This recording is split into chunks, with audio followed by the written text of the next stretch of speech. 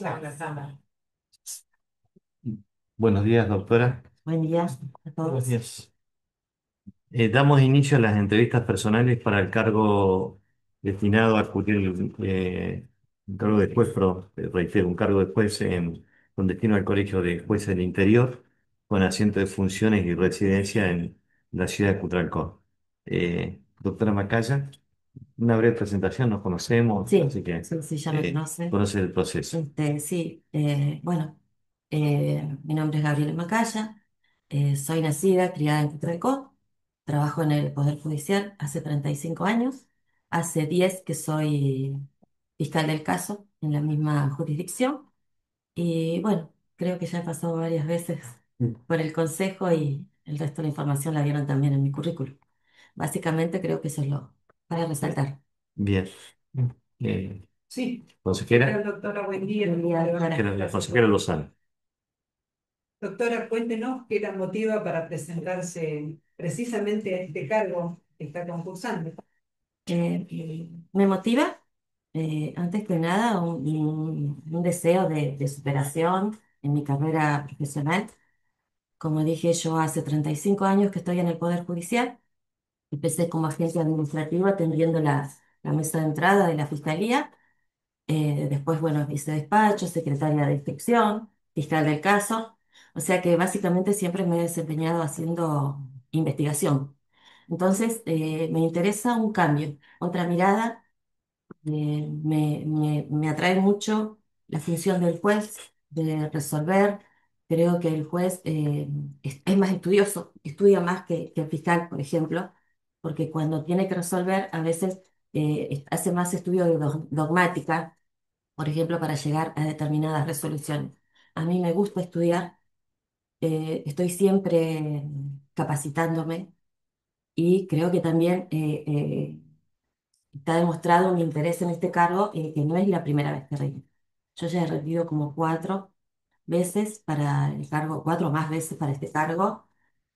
Siempre quedo en la puerta en el segundo lugar, pero hace tiempo que estoy interesada. Quiero contribuir, digamos, al sistema desde otro lugar, desde otra mirada, para poder desempeñarme de otra manera antes de finalmente retirarme. Sí, Bueno, ¿puedo, sí, una sí, pregunta? adelante. Doctora, se ten- en febrero del año que viene está en condiciones de jubilarse. Podría irme con la anticipada si yo quisiera, sí lo No tengo presente. anticipada, es una ley. Sí, Ah, está bien. bien, yo tenía entendido que en realidad mi jubilación era a los 60 y que si quería podía irme a los 55. No, tiene dos regímenes, uno de los 55 y Y un otro a los régimen. 60. Sí. Sí, Ok, sí. la verdad que yo aspiro hace tanto tiempo a este cargo que no es mi intención irme en este momento. Por eso me presenté, porque yo sabiendo que tenía esa posibilidad, igual rendí, porque no es mi intención retirarme ni jubilarme, de poder acceder a este cargo, porque hace mucho tiempo que estoy anhelando poder llegar. Bien, Sí, oye, sí. ¿qué tal, doctora? Buen día. Eh, Usted dice, ¿qué límites ve y qué oportunidades en el uso de la inteligencia artificial, ya sea para hacer una valoración de la prueba o el dictado de resoluciones?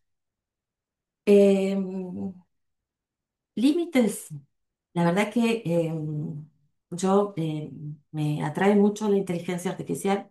Ya llevo 2 capacitaciones, estoy haciendo una tercera, porque más allá de no pertenecer a esta generación tecnológica que a uno con los años le cuesta más, me atrae mucho la inteligencia artificial. Recientemente en una capacitación que inicié, el doctor Corbalán dijo que hace 2 años pensábamos qué podíamos hacer con la inteligencia artificial. Hoy lo que se piensa es lo que no podemos hacer, que prácticamente todo se puede hacer y resolver con la inteligencia artificial. Yo como fiscal del caso la estoy utilizando. Me ayuda en la preparación de los testigos, en la preparación de los juicios, las formulaciones de cargo. Es una herramienta extremadamente útil para organizar el trabajo y en el caso del juez, precisamente lo que usted me dice en valoración de la prueba, entiendo que eh, yo veo cómo los jueces en cada audiencia, por ejemplo, de juicio oral, toman nota exacta de lo que dice el testigo.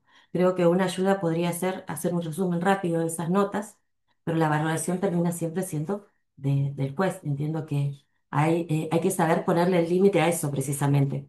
¿Qué es lo que me puede ayudar desde lo técnico, pero sin descuidar la función específica del cargo que estemos desempeñando, ya sea del juez o en mi caso de fiscal?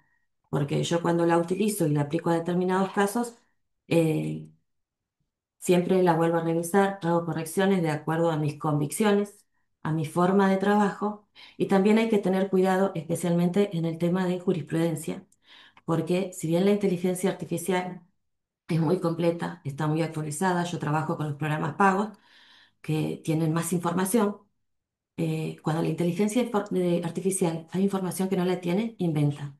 Entonces, he leído de casos, no ha pasado acá, pero sí en ciudades como Buenos Aires, cuando abogados recurren a la búsqueda de jurisprudencia, a veces la inteligencia artificial arroja jurisprudencia que no existe.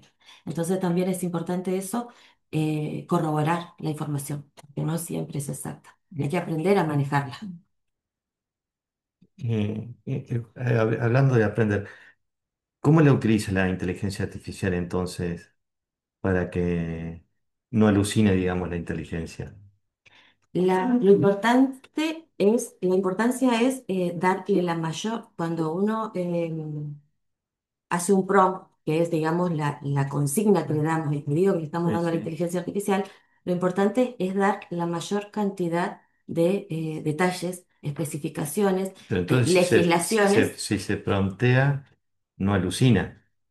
Teóricamente no. Si el prompt está Bueno, bien hecho, con la mayor cantidad de especificaciones, por ejemplo, quiero que me des esta información teniendo en cuenta el Código Procesal de la provincia de Neuquén, la ley de revisión a la ¿y hay ley, alguna y alguna reglamentación en los términos del tribunal que haya sobre inteligencia artificial, el uso de utilización? no, la desconozco, entonces debo ser sincera. Hay un acuerdo. Sé que hay un Hay acuerdo. un acuerdo que sería importante que lo conocieran todos sobre cómo Sí, utilizar la inteligencia sí, sí, artificial. sé que hay un acuerdo. Es de Sí, mucha preocupación, sí. sí, sí, sí, Sí, sí. No, perdón, no, no, no, no, sigo, porque disculpa. no, no, si era la repregunta, Ah, bueno, está Ah, bien. pero no, es importante, no puede, es un detalle que no puede pasar desapercibido el tema de conocer la reglamentación interna del Poder Judicial en el empleo de la inteligencia artificial, más cuando están reconociendo que la están utilizando. No, me parece que esas cosas no pueden fallar, pero eh, está bien. Me gustaría saber cómo explica el jurado popular en el concepto de duda razonable, además de las otras instrucciones, ¿no? Pero para que lo entienda la gente, eso duda razonable que tanto se escucha y que sí, es de difícil por ahí comprensión para la gente que no la, maneja todo el lenguaje jurídico. precisamente es una de las instrucciones más difíciles de explicar digamos, a la persona que no es lego, porque eh, yo, en mi caso personal, de todo lo que he leído, para mí la forma más simple de explicárselo a la persona es decirle que cuando después de escuchar la prueba, mientras vas presenciándola en un juicio oral, este, al momento de llegar a la valoración de esa prueba y decidir por la culpabilidad o no de la persona, debe tener en cuenta eh, que no surjan la duda del día a día, o sea, la duda que te puede surgir a vos en cualquier situación. Si vos ante la prueba no te surge alguna duda, algo que, dicho así pronto, pero usaría el término, que te hace ruido, como decimos, que no te deja, no te termina de cerrar la idea y te genera una duda, tiene que ser una duda que igual tenga un fundamento. No es una simple duda de decir, no, esto no, porque duda, o sea, la simple duda no es duda razonable. Es una duda que tenga un fundamento, que te haga eh, dudar de verdad de que esta cosa haya sucedido de tal o determinada manera. Medio complejo para que la gente lo pueda, sí, porque sí es algo que sí, pero a ver, algo que el común de la gente no dudaría o que le generaría una mínima duda. Pero es complejo la explicación y usted como juez me parece que tiene que tener muy claro eso porque es una instrucción fundamental para el jurado, ¿no? Eh, Está bien. Y una pregunta, en casos de alto impacto social, ¿cómo mantiene la imparcialidad y la confianza en el servicio? ¿Cómo hace para equilibrar? En casos de alto impacto social, que me han tocado como fiscal incluso, uno trata de mantener la independencia siempre guiándose por los principios de la ética y arribando a resoluciones siempre fundadas en derecho. Esa es la forma de generar confianza, digamos, de la comunidad en el sistema de justicia y en el cargo que uno está desempeñando, de que las decisiones a las que uno arribe tengan una fundamentación jurídica, legal, para que no sea cuestionada. Yo, como les dije, yo soy nacida y criada en Cotralcó, conozco mucha gente. Cuando me ha tocado intervenir en casos que conozco mucho a la persona, me excuso y doy los fundamentos que corresponden. Cuando yo siento que el vínculo que tengo con la persona no me va a permitir ser objetiva, yo me he excusado. Pero de lo contrario, hago lo que me guío por lo que dice la ley. Mis actos se rigen por la ley y por los principios de la ética. Desempeño el cargo de esa manera y no me dejo influenciar por la presión social. ¿Nunca tuvo ningún tipo de cuestionamiento al respecto de su rol de fiscal? No, no, no tuve y he tenido homicidios bastante complicados en la ciudad. También fui la fiscal del caso de la explosión de la escuela de Aguada San Roque y no, nunca he tenido. Ese fue uno de los casos más serios y graves que me he tocado investigar con mucha repercusión social Sí, y no, no he tenido inconveniente y he podido manejarlo de manera absolutamente independiente. pues está bien, gracias. Disculpe, con respecto a lo que acaba de decir del juicio de Aguada San Roque, ¿tiene algo para contarnos con lo que había salido en los medios en el momento del juicio, de su actuar? ¿De mi actuar? Sí, No, no, no, no. ¿Usted me dice por lo que dijo uno de los imputados? sí, o sea que Sí, lo reflejaron los medios. sí, sí, sí. Hubo un imputado que dijo que yo lo había llamado por teléfono para decirle que si no colaboraba con la justicia, íbamos a allanar la firma, que era la firma constructora. Pero esto no tiene nada que ver con la realidad. Esa persona también habló de un abogado de la querella, o sea, fue el único imputado que habló y creo que trató de defenderse con esas argumentaciones que ninguna fue corroborada ni siquiera salió en los medios, pero no tuvo repercusión. Se publicó como se publica el día a día, de hechos como este, por ejemplo, el juicio de los planes, todos los días se publica lo que pasa en la audiencia del día anterior. Esto fue lo mismo, se publicó lo que se dijo en la audiencia y nunca más se habló del tema, ni yo tuve repercusiones desde lo laboral, no tuve cuestionamientos desde el fiscal general, ni el fiscal que fue lo que el imputado dijo y quedó en esa audiencia. No tuvo ninguna consecuencia. Hola, doctora. En primer lugar, me gustaría que amplíe conceptualmente algo que usted manifestó en una entrevista que tiene que ver con el trabajo que hace un fiscal. Usted manifiesta, como fiscal busco la mejor solución para la víctima. ¿Puede ampliar ese concepto? ¿A qué se refiere? Y tal vez fue la expresión, lo que uno busca es la solución del conflicto. Mm, Y la solución del conflicto no siempre es la imposición de una pena. Eso lo establece bien el Código Penal, que la imposición de la pena es la última ratio. Entonces, nosotros siempre, antes de elevar un caso a juicio, ajá, nos reunimos con la víctima para ver si lo que quiere es realmente ir a un juicio, si una conciliación le es más satisfactoria, si una suspensión de juicio de prueba, sobre todo en los casos de violencia de género, que a veces con una condena el imputado puede verse afectado, pero a su vez ese imputado es el mismo que le provee la cuota alimentaria a esa mujer y al grupo familiar. Entonces, nosotros siempre gestionamos con los intereses de la víctima, teniendo en cuenta los intereses de la víctima. Y lo que se procura antes de llegar a la imposición de una pena es la solución del conflicto, que es el principio que sustenta este proceso acusatorio que rige en la provincia de Neuquén. perfecto. Bien. Bueno, en segundo lugar, he analizado algunos conceptos que usted manifestó en la introducción y con las preguntas que hacen los consejeros. por un lado veo cuestiones que son positivas, digamos, veo una persona con una experiencia de 35 años y es como fiscal, 35 años del Poder Judicial y es como fiscal. Veo también que en la etapa técnica ha tenido un buen desempeño, en la parte escrita como oral. Veo que es una persona que reside en el lugar, el arraigo es muy importante para esto. Sin embargo, también evalúo otras cuestiones que usted manifestó acá y que se la preguntó el doctor Moya, que tiene que ver con la próxima o ya está cercana a una jubilación. Por lo Sí. tanto, en el sistema judicial siempre decimos nosotros que cubrir una vacancia y a los 2 o 3 años volver a tener que cubrirla es todo una cuestión de destino de recursos y de baches que quedan a veces con una cuestión de complejidad para resolver el futuro. Ujú, Pero también evalúo aspectos que tienen que ver con su legajo, un poco referente a las licencias. Por eso me gustaría saber qué tiene para decir al respecto. Y la tomé de 2022 en adelante. Año 2022 me da 120 días de licencias. Año 2023 me dan 104 días de licencias. Año 2024, 98 días de licencias. Y lo que va del 2025, y actualizaba la fecha, 54 días de licencia.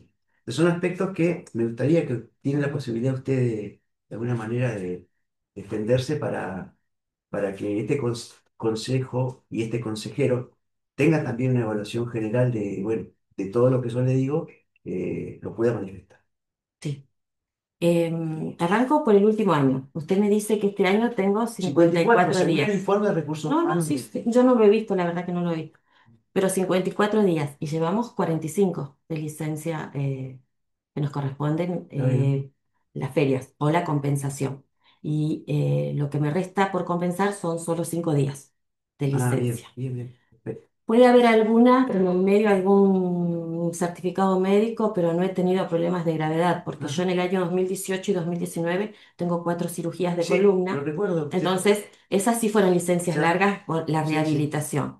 Después, en el año 2022 tuve una cirugía de ojos acá en Neuquén, Ujú. también me colocaron mal el lente, se equivocaron, tuve que irme a Buenos Aires, me tuvieron que despegar el lente, volver a hacerme Ah, la cirugía. Eso también, una cirugía que iba a ser 7 días, a mí se me ah, complicó. Y después son compensaciones de feria. Yo no he tenido enfermedades largas más que esa de los ojos, la última vez que yo tuve una enfermedad larga. Y sí tengo por capacitaciones. Yo ya. viajo mucho por Ah, capacitación. El año pasado, por ejemplo, me fui a Estados Unidos 2 veces. ajá, Hice la Escuela de Fiscales en Buenos Aires, que también es una semana completa. Viajo a todas las capacitaciones que se dan acá en la provincia, las que organiza la legislatura, la Asociación de claro. Magistrados, el Poder Judicial. Yo me estoy capacitando todo el tiempo y pido licencias por capacitación. Pero enfermedades, la última que tuve, o sea, sí un poco larga, fue esa y un esguince de tobillo que me acuerdo que me Claro. caí y estuve con bota, pero inclusive me presenté a trabajar antes con bota, no, no Ah, está terminé bien, la licencia. está bien, Iba a trabajar con bota ortopédica. está bien. No tengo Está otras enfermedades, gracias a Dios. está bien. Bueno, gracias Estoy por mejor de salud. aclarar. Bueno, y doctora, un poco siguiendo lo que le preguntaba el consejero, ¿y cómo organiza la fiscalía cuando se toman las licencias para capacitarse? Porque se participa de todas o muchas al año. ¿Cómo se organizan? ¿Tiene que ir a la SUFROE? ¿Cómo es? Nosotros en Cutralcó, cada fiscalía está integrada por el fiscal del caso, un asistente letrado y 2 agentes administrativos. Las audiencias menores yo les llamo a formulación de cargo, un pedido de prórroga, algunas medidas cautelares, las hace y puede hacerlas y las hace el asistente letrado. Yo me dedico más a las que son las audiencias de juicio y acuerdos abreviados y las impugnaciones. Que encontrar con las impugnaciones vamos los fiscales del caso, no las hace el fiscal jefe. Así es que el asistente, trabajamos mucho en conjunto nosotros y nosotros actualmente en mi fiscalía tenemos 29 causas en trámite. No tenemos un cúmulo elevado. Aparte, cuando uno se va de licencia, el trabajo no se detiene. porque si uno avisa con tiempo, si hay una audiencia importante, la programás con tiempo para que no se vea suspendida. Siempre tratamos eso principalmente, que no se suspendan audiencias. Entonces, por ejemplo, si yo tuviera que tener un juicio, bueno, yo aviso enseguida que de tal fecha a tal fecha no voy a estar, que puede ser como mucho una semana, una licencia de capacitación, más de una semana no dura una licencia de capacitación. Y lo que más gestionamos es eso, que no haya suspensión de audiencia. Nosotros lo primero que gestionamos es eso. Después mi trabajo no se detiene.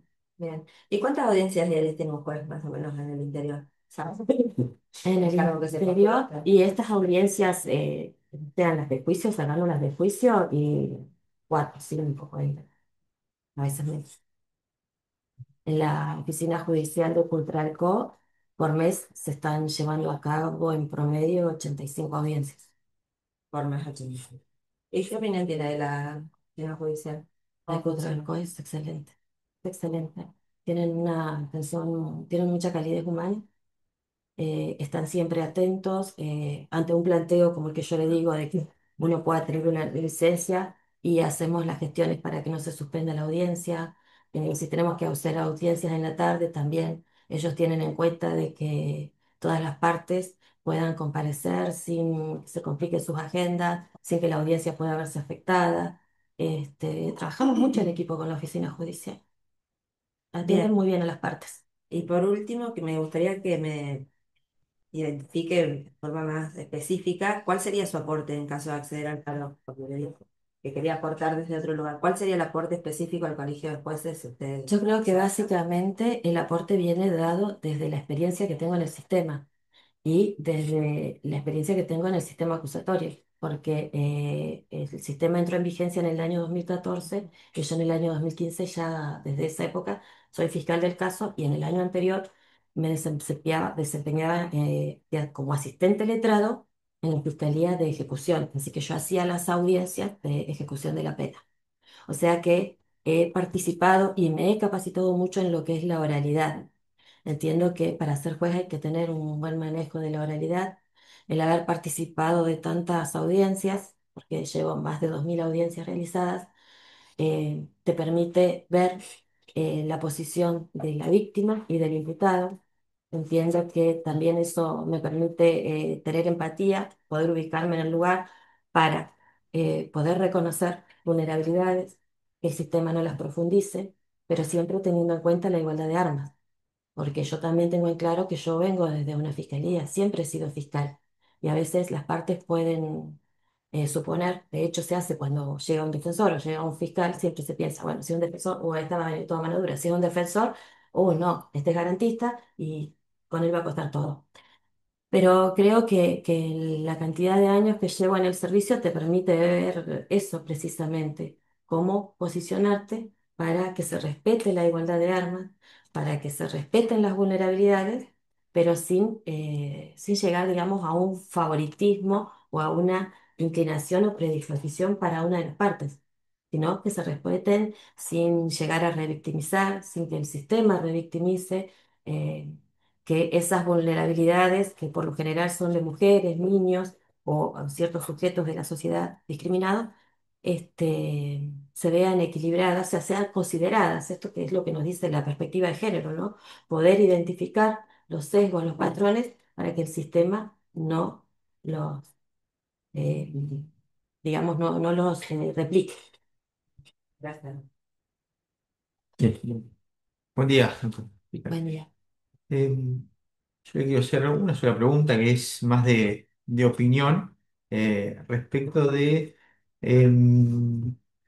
recientemente se están trabajando en la legislatura eh, una ley, en realidad hay tres proyectos, si mal no tengo entendido, que tratan sobre el control de estupefacientes, el control toxicológico hacia funcionarios públicos y sobre todo va, en este caso sería hacia funcionarios o magistrados, ¿no? Me gustaría saber cuál es su opinión al respecto, si conoce a grandes rasgos los proyectos que se están tratando y bueno, cuál sería su opinión llegado el caso que se avance con esta normativa, ¿no? Respecto sobre, bueno, en síntesis sería sobre exámenes toxicológicos periódicos y aleatorios hacia magistrados. Sí. Tengo conocimiento porque lo he leído en el diario, que están los proyectos. No he tenido acceso al proyecto propiamente dicho, Ujú.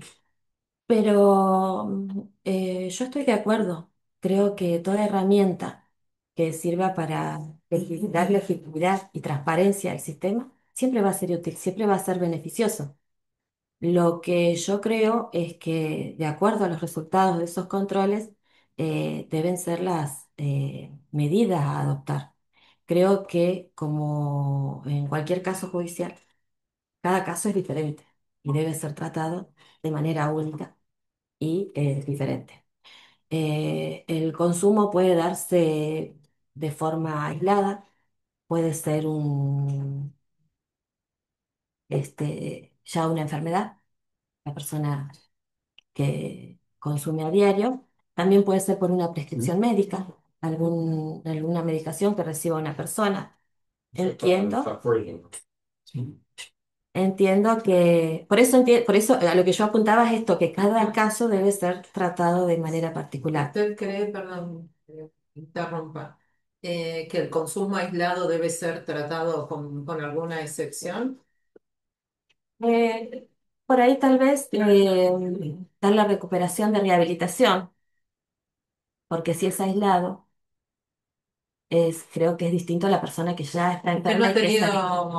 oportunidad de leer los proyectos. No, no, no, le dije al doctor. Yo a los proyectos no tuve acceso. Conozco lo que he leído, lo que sale en los diarios. Eh, Estoy de acuerdo con los controles. Estoy de acuerdo porque, como dije, yo creo que todo tipo de control da transparencia y más credibilidad en el sistema. Yo estoy de acuerdo con los controles. Lo que considero es que cada caso debe ser tratarse de acuerdo a las circunstancias, como siempre, como en un caso penal. Lo tratamos de acuerdo a las circunstancias que presenta el caso. Eh, no sé. ¿Aplicaría la duda razonable si usted habla de caso penal? No, porque no me correspondería a mí esto. Pero sé que, por ejemplo, en el ámbito petrolero no ha dado resultado, porque antiguamente cuando una persona, en estos controles aleatorios que se hacen en el ámbito de las empresas petroleras, daba positivo, no se le suspendía, pero sí se le daba una licencia para que haga tratamiento. Culminado el plazo se verificaba y fueron pocos los casos que pudieron recuperar. Terminaban siendo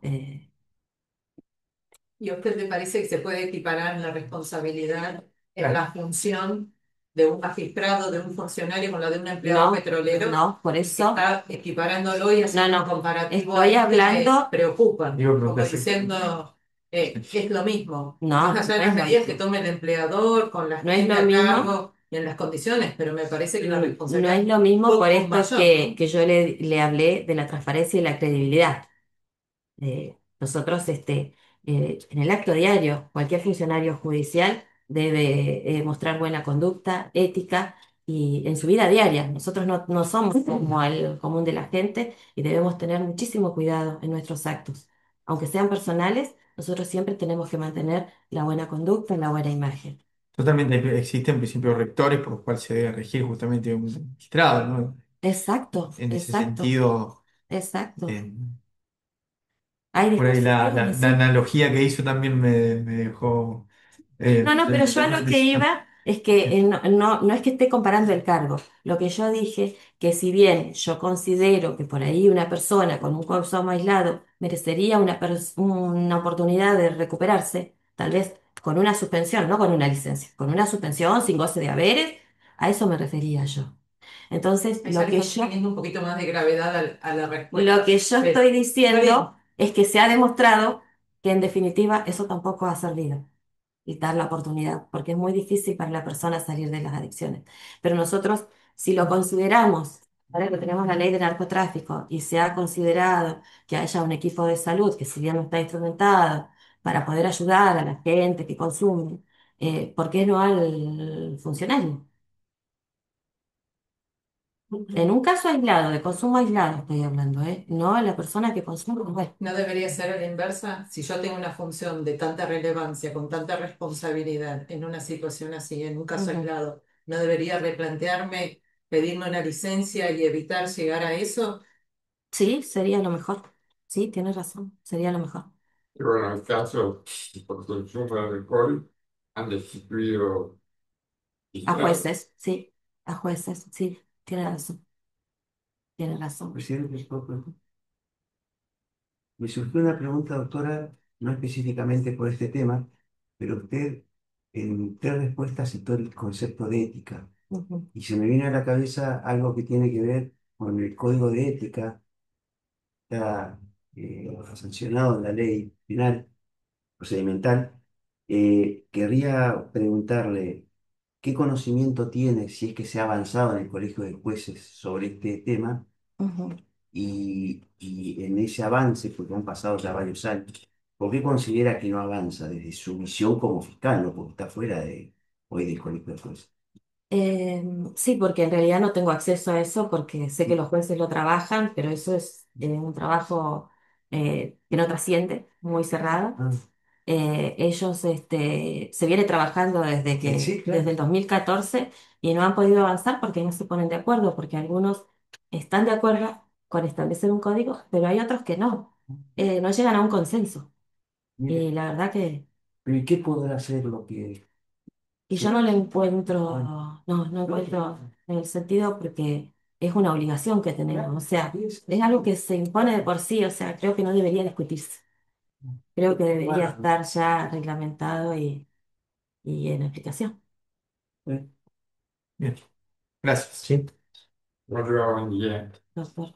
Sí. Este, usted hablaba, digamos, de igualdad de armas, de pasar en un sistema acusatorio de fiscal de caso, pues eh, usted ha solicitado juicio directo en alguna causa, función como fiscal durante estos 10 años.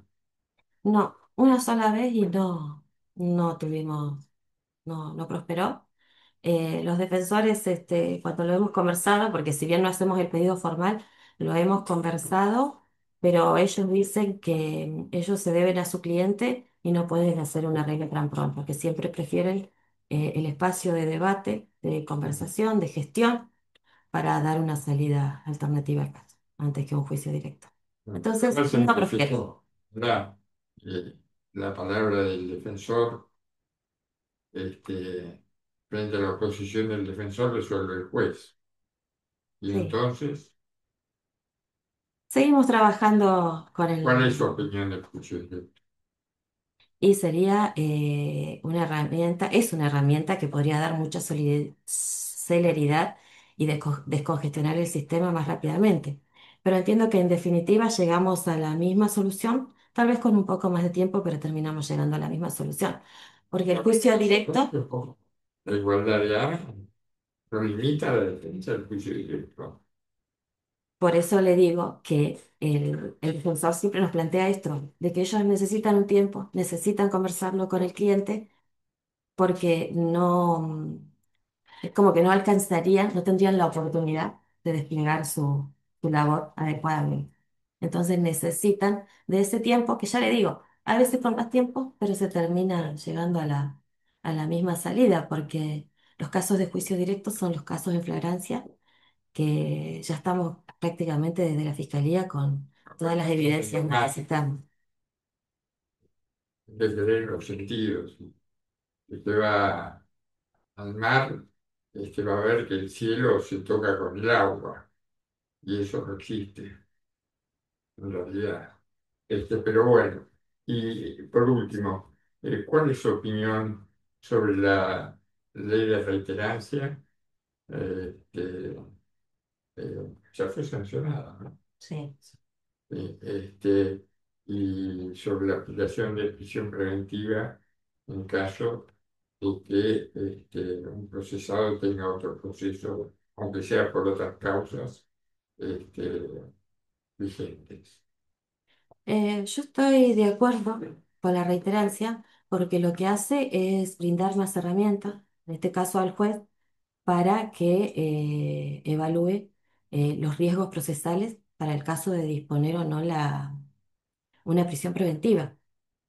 No es obligatorio, como no lo es ningún supuesto, pero es una herramienta más. Y entiendo que da una respuesta, eh, ayuda al juez a adoptar respuestas tal vez adecuadas, más adecuadas a la situación que se plantea, el caso concreto. Muchas gracias. No voy a preguntar, pues estoy tipo satisfecho. Bueno, Bueno, gracias. muchas gracias.